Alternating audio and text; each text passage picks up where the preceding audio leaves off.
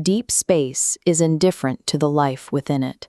The crushing temperatures and vast distances isolate planets, forcing entire species to survive in solitude. The planetary rescue ship Vega exists to shatter that isolation. Carrying a crew of 10,000, this starship glides through the dark, answering interspecies emergencies. Supplying medical aid across an entire galaxy requires a staff as diverse as the patients they treat. This is the ship's first operating principle, the pillar of care. Dr. Halorn Jax, the Avian Chief Medical Officer, oversees this effort. His focus remains fixed on the patients the ship couldn't reach in time. Treating multiple species at once is a massive environmental puzzle. A breathable atmosphere for one patient is a lethal toxin to the next, requiring entirely different physical conditions and gravitational fields on board. To solve this, Grisari Gravitech architect Vilo Bran breathes water and thinks in 3 dimensions. From inside a sealed containment helmet, he designs the custom gravity systems required to keep the diverse wards functioning.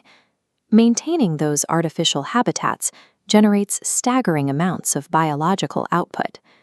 Zurulin, a Raktari fungal lifeform, sustains the ship's literal life support systems by managing organic waste.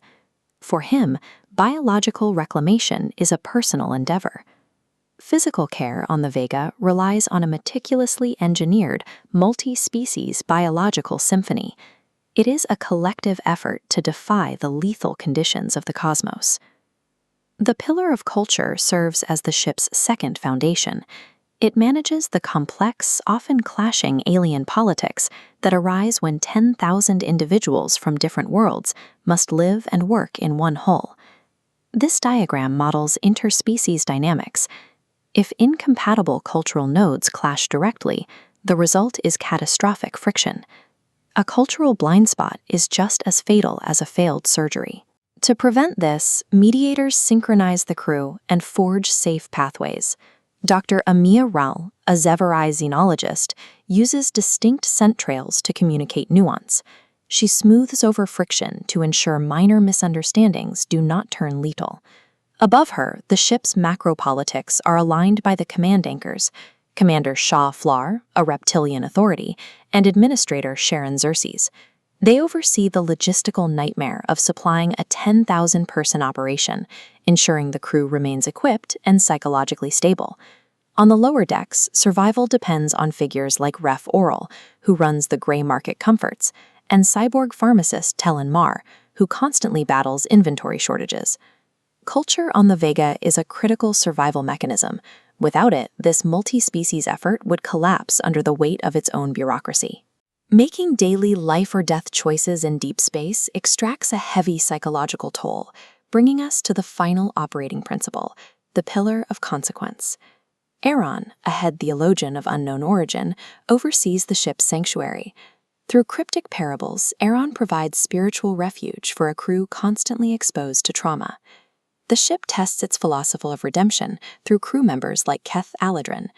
A rehabilitated killer, Keth bears the memory of his past actions. He seeks absolution from nurse form Lyra, a digital intelligence designed to offer comfort. Yet Lyra exercises her own autonomy, choosing not to forgive him.